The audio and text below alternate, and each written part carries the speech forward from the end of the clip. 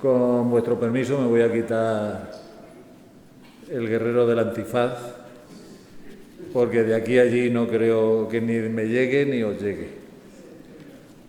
Y bueno, por lo que decía antes Pepe Fajardo, pues yo la verdad es que me siento muy a gusto en Albacete, toda mi familia también. Somos de los de venir todos los años a la Feria de Albacete.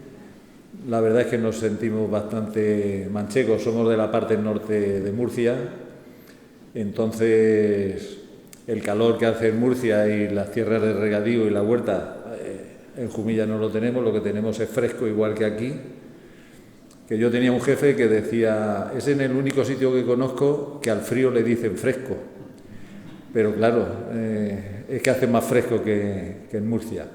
Y somos de secano, igual que Albacete. Por lo tanto, pues los productos que antiguamente iban nuestros antepasados a comprar a las ferias, pues en la feria de Albacete podías comprar unos productos que te servían para arar nuestras tierras de secano, las viñas que las hay en Albacete y los cereales y el almendro, sobre todo, y ya para de contar. Después, pues con pozos, pues ahora tenemos muchos frutales, pero en fin, lo de entonces no era eso. Daros las gracias a vosotros por vuestra asistencia y a Pepe, los concejales, que al final no sé si están, a la directora, por haber pensado en mí y estar hoy aquí, poder transmitiros pues nuestra parte de lo que tenemos allí en el museo. Algunos de vosotros que ya estuvisteis por allí, pues ya lo habéis visto. Y he querido centrarme en la paja de centeno con el esparto, porque pienso que es una fibra que está un poco abandonada, puesto que sí, pensamos mucho en el esparto, en las pleitas y tal, pero la paja de centeno la tenemos un poco al margen, aunque sí sé que aquí en Albacete hay gente alguno que se dedica a la paja de centeno.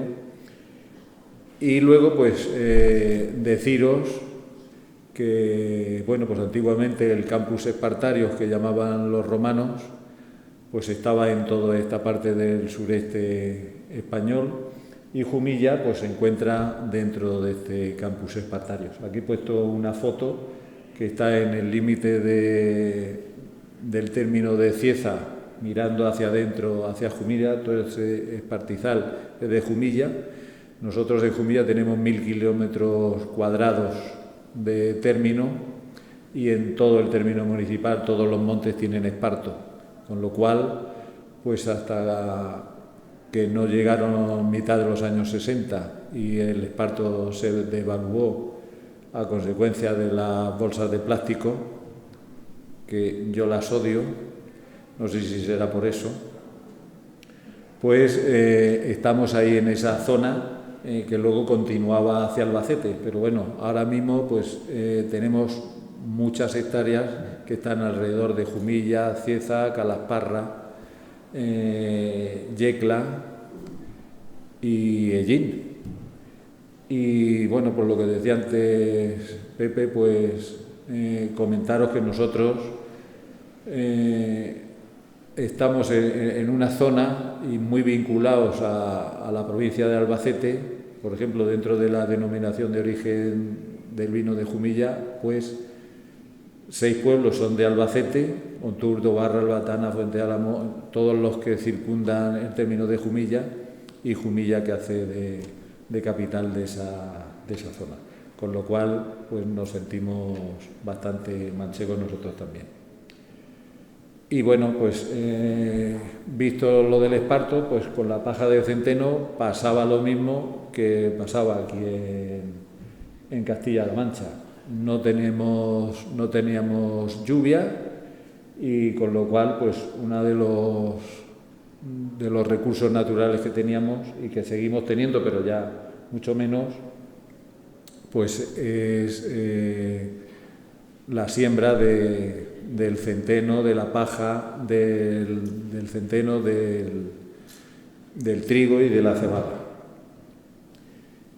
Y ciñéndonos a la paja de centeno, pues aquí he puesto un trozo de lo que en el Tesaurus dice que es la paja de centeno o secale cereale, en el que dice que se ha empleado popularmente y tradicionalmente en la artesanía, en la fabricación de escriños, gorras, chozas, en estos trabajos de cestería. La paja de centeno se practica por ambos sexos, las mujeres hacían las piezas más pequeñas y los hombres pues las piezas de mayor tamaño.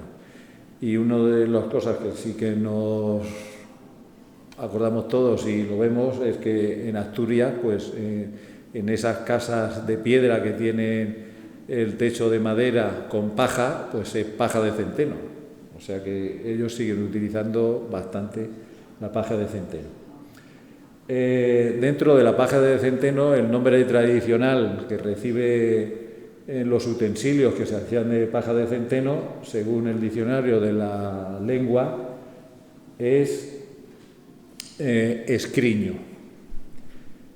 El escriño pues es una cesta o canasta fabricada con paja cosida con mimbres o cáñamo y que se usaba para recoger el salvado y las granzas de grano para comer los bueyes. Pero en nuestra zona, pues esa paja de centeno se cosía con esparto, generalmente esparto picado y cocido. Aquí he querido traer una foto antigua de los años 60-70 en el que, a través de don Jerónimo Molina, que fue el primer director del museo, pues en esos años yo le acompañaba casi siempre, pues íbamos a los campos, a las casas de campo, que entonces casi todas estaban abiertas, y íbamos pidiendo que si tenían alguna cosa de esparto, de paja de centeno, que estábamos creando el museo etnográfico, y pedíamos. En unos sitios nos daban, en otros no. Me acuerdo en un sitio que tenían una orza de estas hechas de paja de centeno, una panera muy grande, la tenían así medio acostada y servía para que el perro se refugiara en la panera de la paja de centeno. Nosotros le explicamos a la mujer lo importante que era, como nos decía antes el concejal, ese elemento con esa paja de centeno, y automáticamente pues la mujer dijo: no, si esto es que lo quiere mi hijo, yo no sé cómo lo ha dejado aquí con el perro que se va, y automáticamente cogió la panera, se la metió para adentro y no nos la dio. Pero bueno, en otros sitios pues nos decía: bueno, pues vamos a esperarnos un poco, que voy a subir a las cámaras, que allí tengo cosas. Y entonces pues recogimos de todo, recogimos esteras, vamos, prácticamente todo lo que hay en el museo son piezas originales antiguas. Y ya haciendo un recorrido por el museo, por las piezas que tenemos de paja de centeno, pues tenemos una balanza, que los dos platillos están hechos de paja de centeno, en la primera mitad del siglo XX, menos lo que sirve de balanza, que es de madera. La conservación es bastante buena.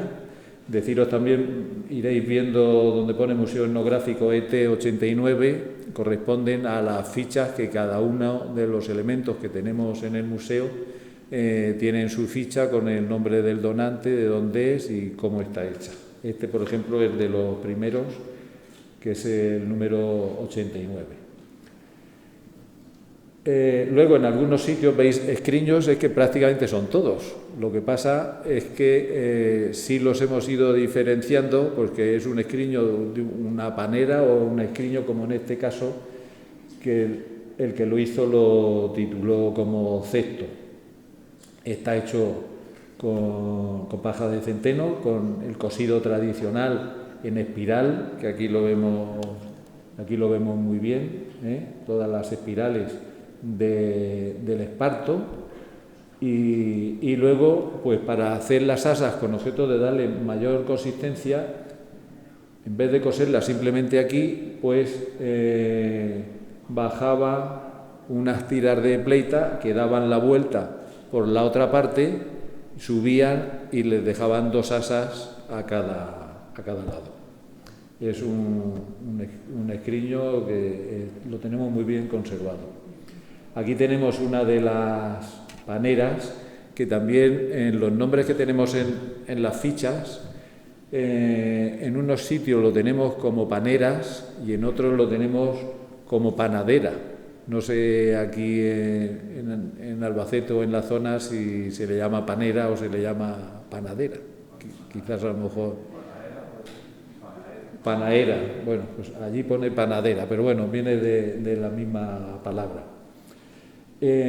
Bueno, pues son unos utensilios muy fuertes, como sabéis, no es fácil de que se chafen, están cosidos muy fuertemente con esas tiras de paja de centeno, con ese esparto y pues igual que hemos visto en el otro, pues aquí se ve la espiral como bajan dándole la vuelta, y también sabemos que se empezaban en el fondo, en el culo, iban subiendo hasta arriba.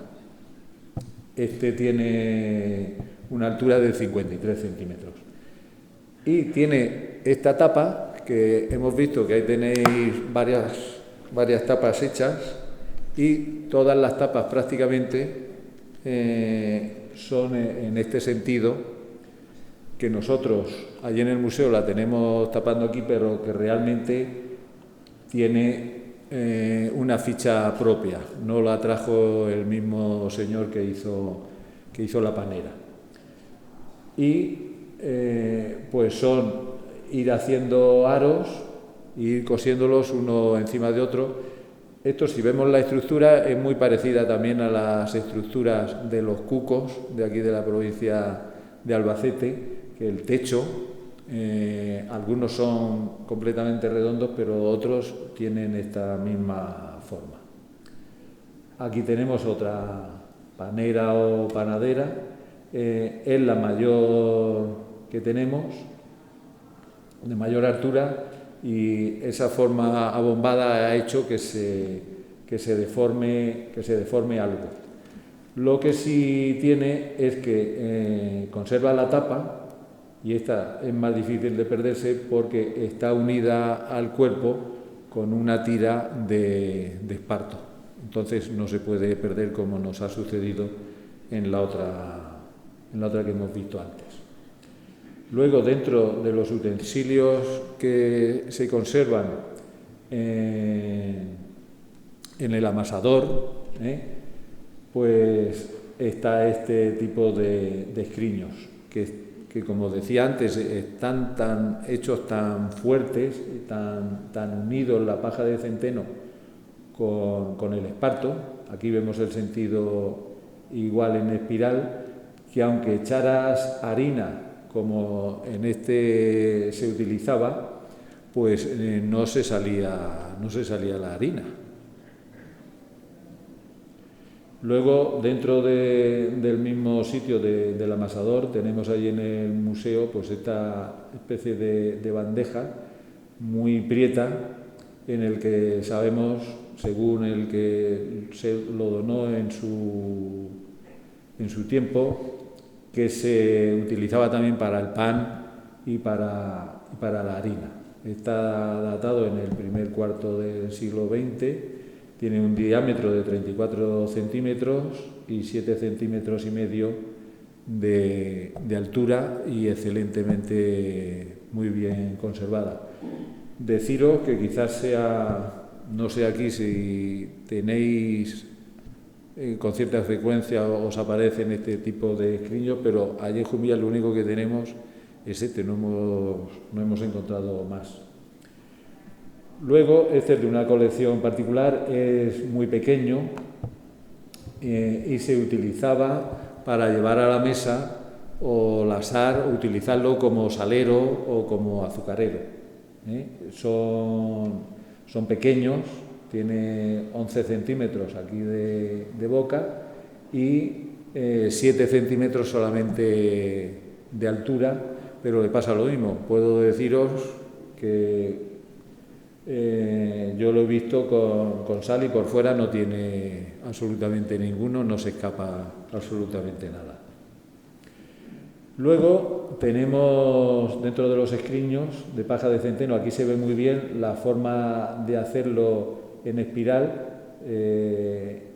Este es un salvamanteles, también es de una colección privada y pues está hecho con el mismo método que hemos visto, trabajado en espiral, y luego pues todo el borde del salvamanteles está cosido con esparto, cocido y picado, con lo cual le da bastante resistencia.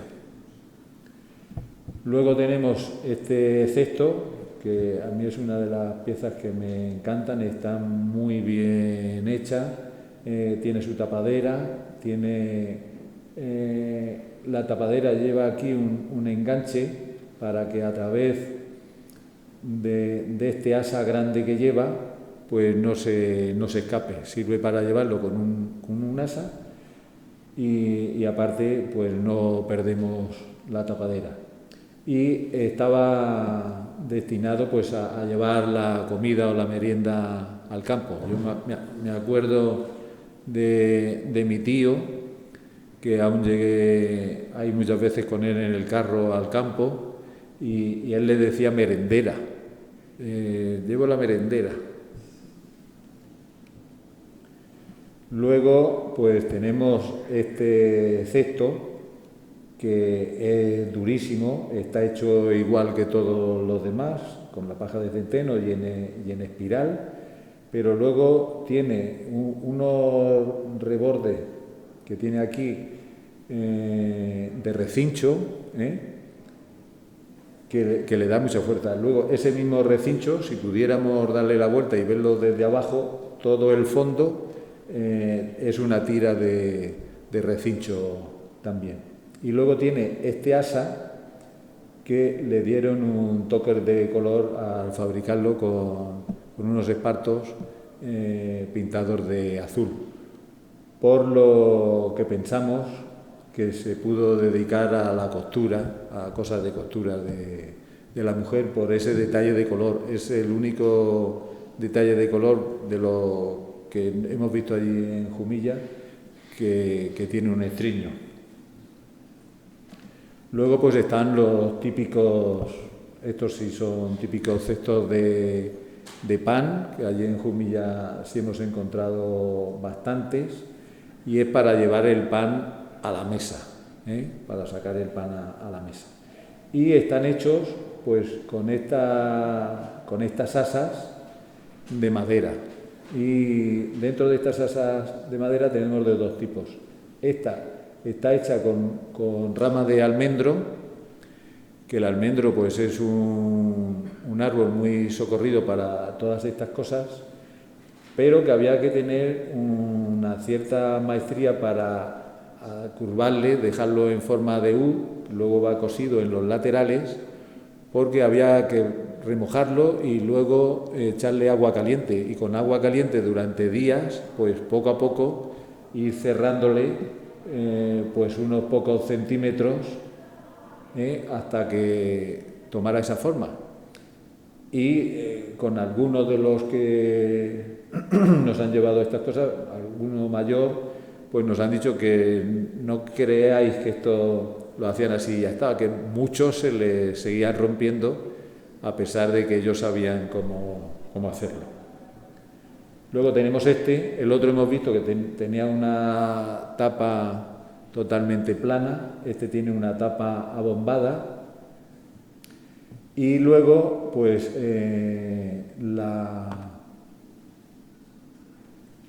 el asa pues está pelada.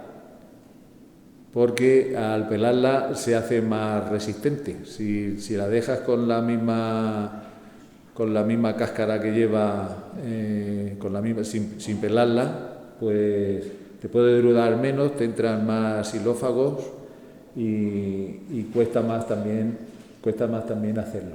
Y luego esto está hecho con madera de sabina, que es mucho más dura, y en Jumilla todavía conservamos bastante sabina. Y luego se cierra con una pequeña correa de cuero, como vemos aquí delante. Aquí tenemos otro escriño, por ahí de los que tenéis puestos hay algunos que son exactamente iguales, están muy bien conservados, tanto el fondo como la boca pues están reforzados, como hemos visto los anteriores, con ese esparto picado y cocido, y pues más o menos tendrá sobre las medidas que he visto. Hay otro de ahí fuera. En este caso tiene 36 centímetros y no conserva tapadera, ni hemos visto que en la ficha pusiera nada de tapadera, con lo cual quizás se utilizaba así solo. Lo teníamos en la cocina o en el amasador, y se utilizaba como muchísimos escriños a guardar las legumbres y los cereales. Luego tenemos una colección de estos escriños que son muy típicos de la cocina o del comedor, que son de menor tamaño, todos según el artesano, que fuera más práctico o menos, pues vemos pues que tiene un poco de peor calidad a lo mejor que estos o que este. Todos ellos tenían tapadera. Sí que es verdad que el más pequeño tiene una tapadera que le pudimos poner porque cuando nos lo dieron no tenía tapadera. Y estas tapaderas todas tienen o un reborde interior, como tiene en el cual encaja la tapadera dentro del escriño, o lo cogía por fuera, por el exterior, pero lo normal es que encajara dentro.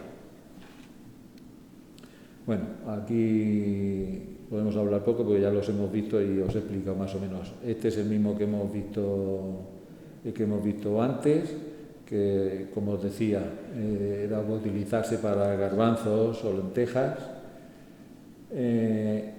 Como veis aquí en esta foto, sí se ve el reborde, el cual encajaba interiormente en el escriño, y servía igual pues para guardar legumbres. Y luego tenemos que es muy parecido al que hemos visto antes, que utilizaban para la harina, pero era para el amasador, y en la ficha nos decía que bueno, se utilizaba pues para sacar pan también, o para guardar harina. Algunos de estos, ya os decía que según el que los hacía, pues si era más técnico o menos, pues por ejemplo en pues al bajar algunas de estas tiras de esparto cosido, pues se le quedaba más estrecho por una parte que por abajo. Luego cuando llegaba el siguiente, pues a lo mejor lo tenían que llegar a medio y ya no podían bajarlo abajo, porque si no se quedaba demasiado junto. Y ya pues se las arreglaba el hombre como buenamente podía, pero vamos, al final se quedaba un buen escriño. Luego tenemos escriños que son capazos. Aquí tenemos uno muy bien conservado, hecho con la misma técnica en espiral. Y si veis las asas, os recordará al otro que hemos visto al principio, está hecho exactamente con la misma técnica. Bajaban los recinchos de lado a lado, era un recincho, imaginaros, pues partía por aquí, por el fondo, llegaba por aquí, volvía a subir por aquí, los cosían en el borde y tenían las asas hechas, y al mismo tiempo pues le daba una resistencia bastante importante al fondo.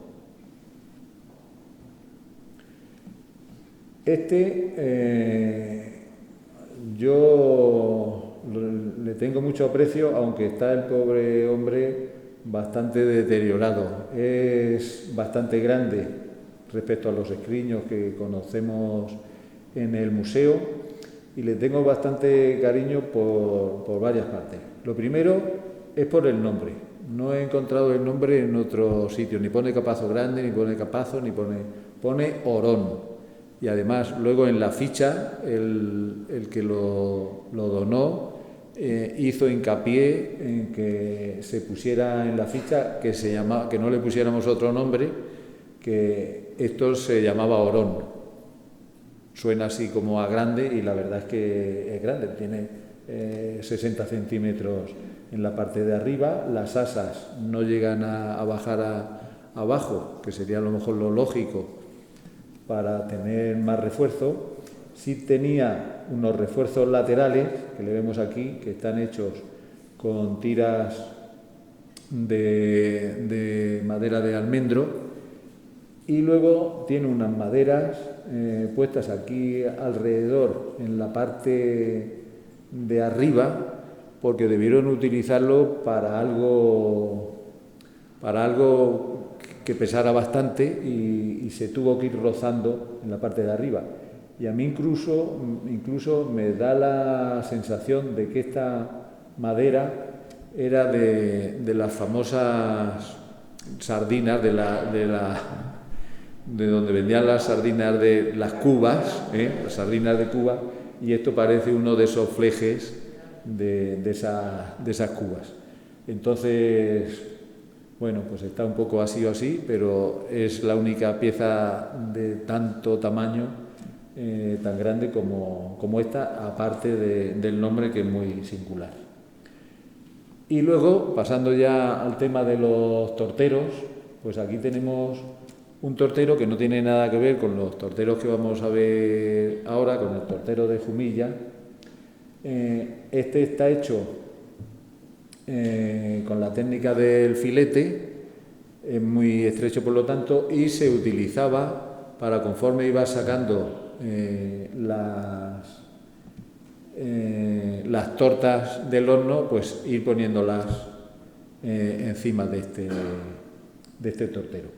Lo que sí es verdad es que me he ido fijando, y tiene aquí unas manchas que pueden delatarlo de que también se utilizara en la mesa para luego poner encima la torta, parecido a lo que tenéis ahí fuera, y luego sobre la torta echar los gazpachos, que era el proceso que ahora veremos en los otros torteros de pie, en lo que llamamos el tortero de Jumilla, por esas manchas que tiene.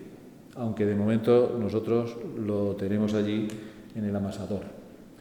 Y ya metiéndonos de lleno en la última parte de la conferencia, los torteros de Jumilla, pues están hechos con la misma técnica que hemos estado viendo, como cualquier otra cosa de los escriños. Lo que pasa es que estos pues tenían una parte plana, redonda, arriba, que solía ser bastante grande. Este tiene 71 centímetros, y luego el pie, en vez de ser de madera, pues tenía forma troncocónica, en este caso con un gran refuerzo de hilo de picado, de esparto picado, para evitar el roce del suelo. Y ese mismo pues está reforzado aquí, como hemos visto luego en otras tapaderas, pues está reforzado. Y está reforzado por abajo, para que se conserve horizontalmente, pues con unas tiras de madera de almendro. Aquí lo vemos más detenidamente, está también muy bien hecho, veis las espirales aquí abajo, y veis el refuerzo. Por aquí se ve una de las maderas, pero le podemos dar la vuelta, y entonces veis cómo estaba hecho por abajo, de forma el pie tronco cónico de paja de centeno y esparto, hecho tradicionalmente igual que los otros escriños, y pues con una especie de cruz para sostenerlo, porque si no, con el peso luego de los gazpachos se doblaría. Aquí vemos otra foto por dentro, que no tiene absolutamente el pie ningún refuerzo. Luego tenemos este, que es grandísimo. Este tiene 111 centímetros de diámetro, es prácticamente una mesa. Nosotros lo tenemos puesto allí como tortero mesa, aunque el señor que nos lo donó en su tiempo, él nos lo donó como tortero, y en la ficha pone tortero. Tiene lo mismo que hemos visto en el otro, lo que pasa que el pie, en vez de ser tronco cónico, al ser tan grande, pues es cilíndrico, es un cilindro, y luego tiene 3 patas, aquí vemos 2, la tercera está por detrás, que son las que están cosidas aquí con objeto de que el cilindro por abajo no toque el suelo y esté más protegido. Aquí lo vemos más de cerca. Hemos puesto aquí una guía, estos son 10 centímetros, para que nos demos una idea de lo grande que es inmenso.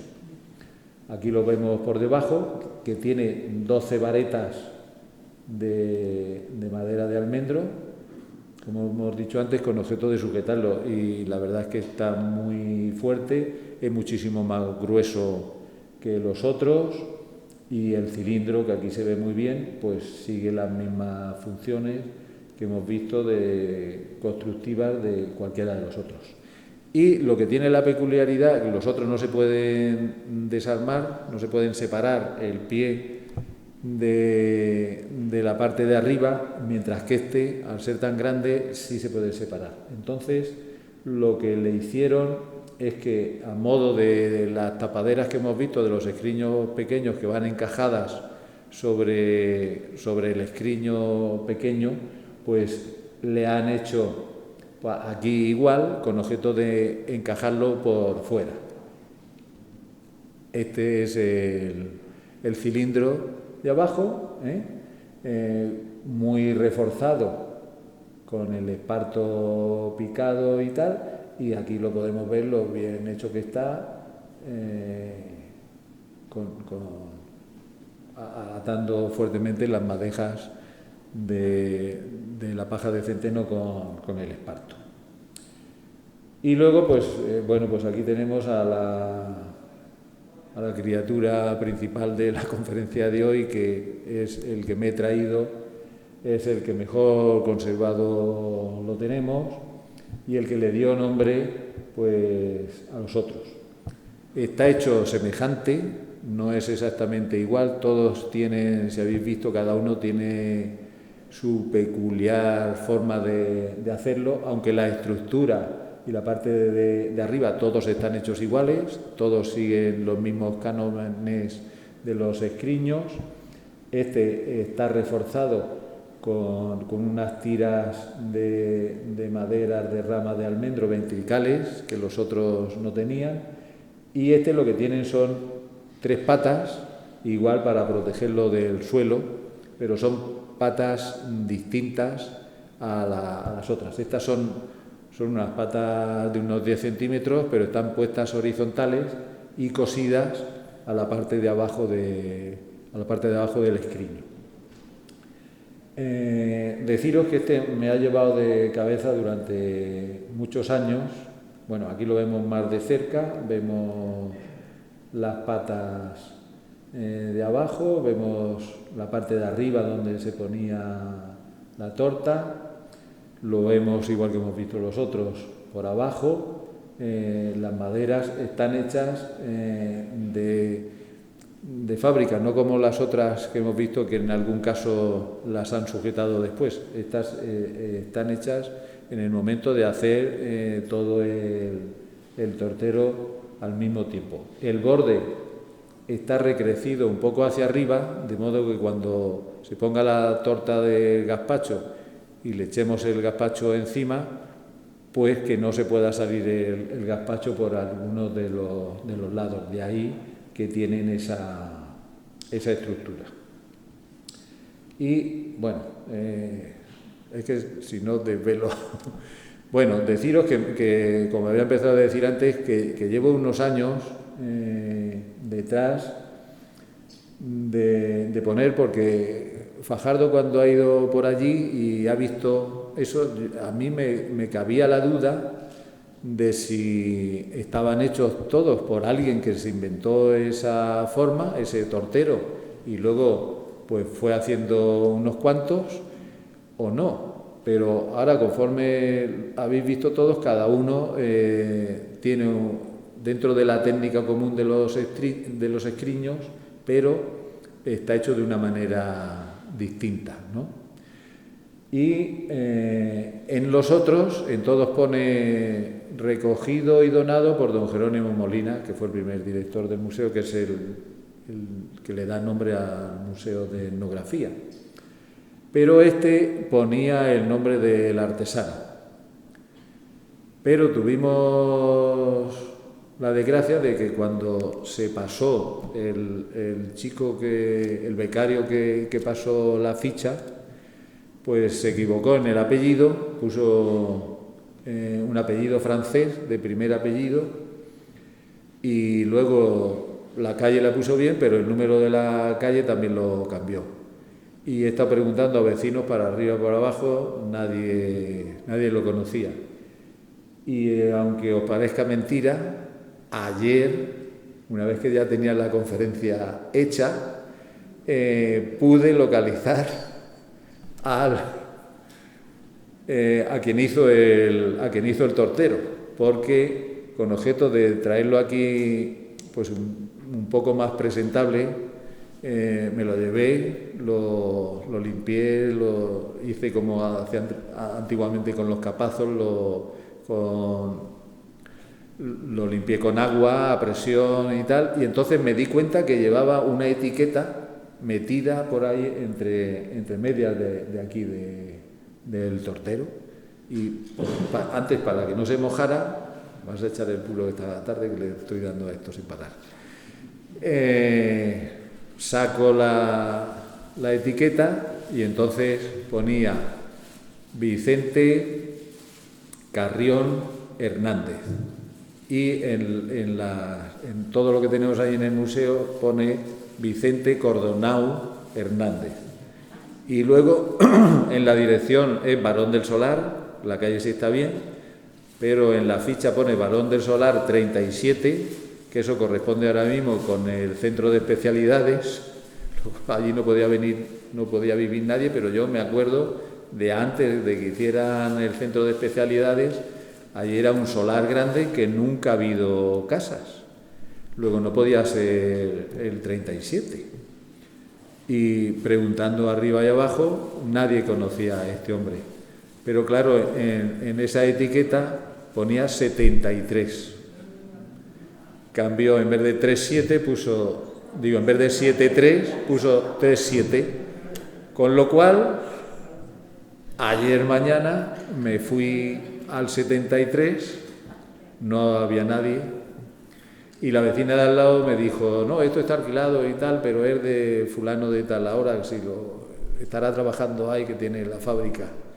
Me fui a verlo y digo, oye, vengo buscando, es una cosa, se puso así serio a decir que vengo buscando, yo no vengo buscando, es por cosa del museo, y vengo buscando a Vicente Carrión Hernández, dice, mi suegro. No me digas que es tu suegro, que llevo años, un montón de tiempo y ahora meses, porque quería traer aquí algo que dijera que cada uno estaba hecho de una manera y saber quién lo había hecho. Y entonces le conté lo que pasaba y dice, pues ahora verás, voy a llamar a mi hija y ya verás lo contenta que se va a poner. Total, que le hice la ficha y la voy a leer. Después de varias llamadas y de tal, vino la muchacha que ya está casada, tiene hijos y tal. El artesano Vicente ya murió hace unos años, entonces nació en Jumilla en 1918 y falleció en el 2009. Y en palabras de su nieta dice: fue agricultor toda su vida, un hombre de campo, pacífico, buena persona, honesto, sencillo y sabio en las pequeñas cosas de la vida. Y tal como me lo puso, he querido reflejarlo porque me parecieron unas palabras muy bellas y una frase excelente. Y ya pues siguiendo preguntándole, pues ya me dijo que sintió pasión por el trabajo del esparto, del que su familia atesora una buena colección, que me la enseñaron, y en el que pude ver que algunos objetos pues llevan el sello inconfundible de ese tortero que hemos visto. Son otras cosas, pero están hechos exactamente igual que el tortero. Y luego dice que hace años comentó a su familia que el tortero quería donarlo al Museo Etnográfico para que su obra perdurara en el tiempo. Y les dijo: esto no se puede vender, y aunque lo quedéis y yo me muero, que no se os ocurra venderlo, que esto yo quiero que se conserve. Y de hecho, pues una mañana hace 27 años se presentó en el museo con el tortero en la mano, acompañado de una de sus nietas, para hacer la donación del ejemplar que hoy tenemos para su presentación y difusión. Así que os he traído una cosa que a mí me llegó al corazón ayer. Me alegré enormemente de poder saber quién lo ha hecho y de dónde venía, y de encontrar pues a su yerno, a dos de sus nietas, que me dijeron estas palabras que he querido ponerlas, y que al final pude conseguir una foto de Vicente, que están hechas en la Fuente del Pino, en las jornadas que se hicieron, en las jornadas rurales, pues allí están hechas. Entonces, vosotros, como es una pieza nueva que aquí no está, solamente la tenemos allí, pues me he permitido un poco de recrear la situación de qué se hacía con el tortero, para qué servía y cómo se ponía la gente o cómo se comían ahí los gazpachos. Entonces he dirigido unas secuencias que le he encargado a un buen amigo mío que entiende más de ordenadores y de dibujo. Esta es la primera foto. Había que ponerle unas banquetas de este tipo, que me figuro que aquí las tendréis más o menos iguales, de 3 patas, que son bastante bajas. Si os dais cuenta aquí, la altura de la banqueta todavía es más baja que la parte de arriba del tortero. Pues como uno nunca debe de comer y ni de beber solo, pues hemos puesto 2 banquetas y hemos puesto, como habéis visto, ha caído de arriba la torta del gazpacho. Y a continuación hemos puesto los gazpachos. Entonces el tortero se comía de esta manera. Era la mesa con este ala, con la torta y con los gazpachos encima. Los gazpachos, si hay alguien que no es de Albacete, que yo creo que somos todos, si no somos de aquí, somos de devoción, pues bueno, están hechos con la torta del gazpacho, generalmente con carne de caza, que suele ser, allí decimos pelo y pluma, o sea, perdiz y conejo o liebre, y luego caracoles serranos, que en Jumilla tenemos mucho monte, y los caracoles aquí estáis más en el llano, pero a lo mejor pues en la parte de Aína o de por ahí sí aprecian más los caracoles. Allí te puedo decir que los caracoles son imprescindibles al hacer los gazpachos, y que cuando caen 2 gotas está todo el mundo en el monte buscando caracoles. Por eso se llaman caracoles serranos. Bueno, volviendo al tema que nos hemos dejado antes en esta foto, pues le hemos puesto 2 vasos con 2 cucharas de madera. Son 2 vasos antiguos de la fábrica de Cartagena. He querido poner un paño que se utilizaba para guardar, para que no se secara mucho la torta. Es un antiguo de lana, están hechos de lana, que me figuro que por aquí tendréis, si no de estos colores parecidos, ¿eh? Y luego pues el señor sentado, que este lo hemos extraído de una foto, ¿eh? Y mi amigo el dibujante, es una foto de blanco y negro del año 59, pues un hombre del campo con sus boinas, su chaqueta roída, los pantalones como llevan ahora mis nietos, con refuerzos en las rodillas, ¿eh? Pero entonces no era por devoción, sino por obligación, aunque fueran de un color distinto al de los pantalones. Y como los gazpachos están muy buenos, pues nos hemos permitido el lujo, y ya que el hombre tiene ya los instrumentos en la mano, al final el gato de la casa viene y le ha aparecido ahí debajo. Y bueno, pues aquí termina mi intervención. Espero no haberles aburrido, y como he puesto al final, espero que la próxima vez nos podamos juntar delante de unos gazpachos. Muchas gracias.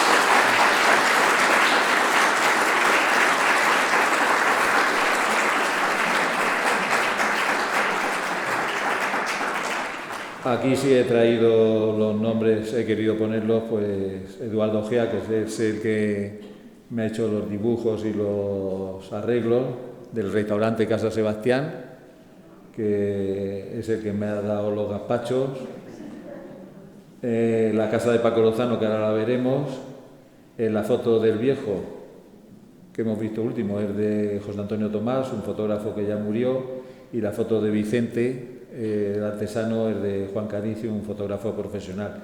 Entonces, esta es una de las fotos de Paco Lozano, que está hecha con luces de linternas y tal, aunque el fuego parece fuego, tampoco es fuego, pero si tenemos que comernos unos gazpachos, pues he pensado que nos los podemos tomar o en el tortero, o aunque sean en esta silla o en esta mesa o en esa lumbre que parece pero no existe. Así que muchas gracias y hasta la próxima o hasta el año que viene.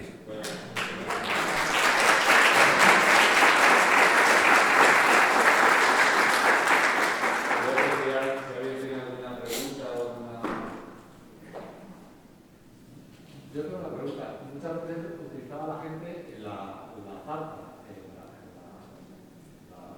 corteza de la zarza. ¿Nunca han empleado zarzas para coser un vestido? ¿Zarzas? Sí, la zarzamora. No, porque allí no tenemos y no tengo. Lo que sí quería, tengo en la chaqueta con una cosa de plástico dentro. Espera, voy a bajar un momento.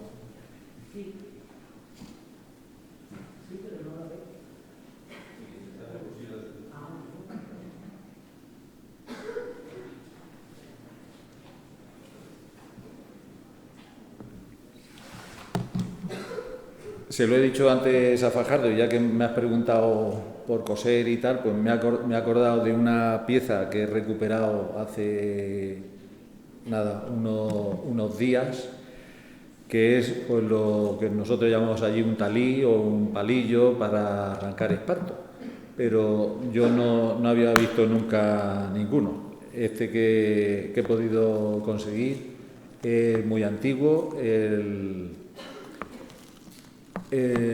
La sujeción con el esparto está casi intocable, muy desgastado, pero yo me he llevado una sorpresa muy grande, porque sí he conocido pues, los talís de hierro, que son los normales, algunos que son de madera. En el museo tenemos uno, yo tengo otro. Por los que llegaban allí de pronto al monte, pues se hacían un talí de madera. Pero lo que no había visto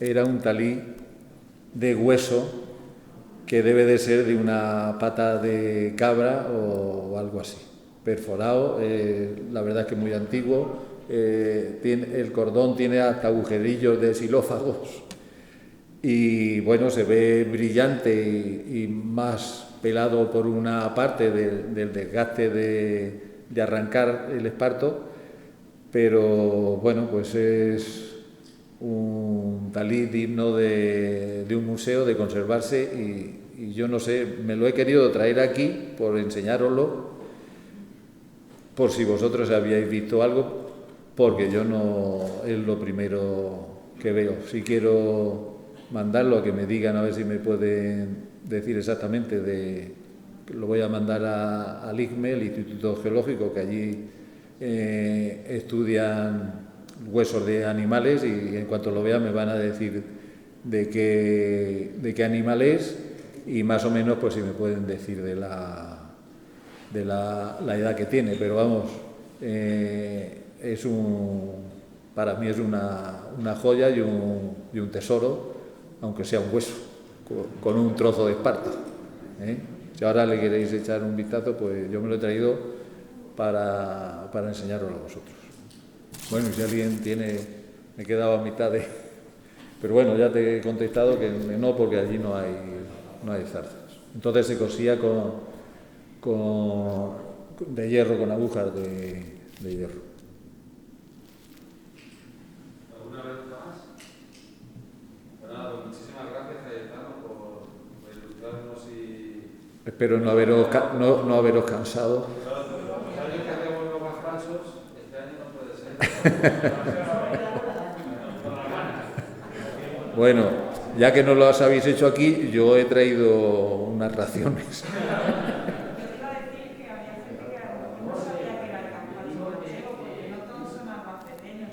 Bueno,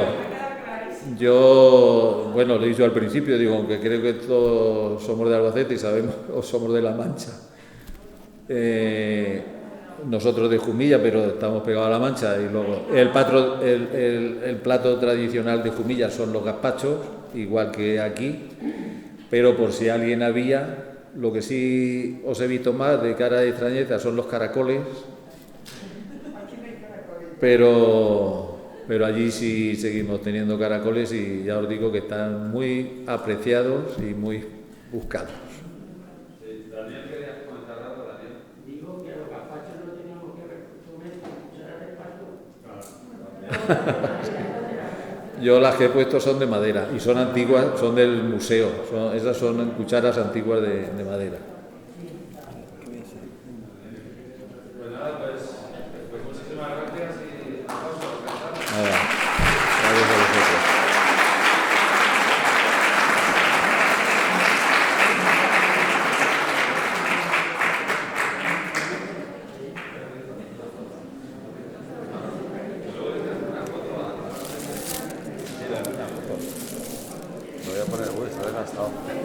Voy a hacer una foto sobre el esparto, ¿vale?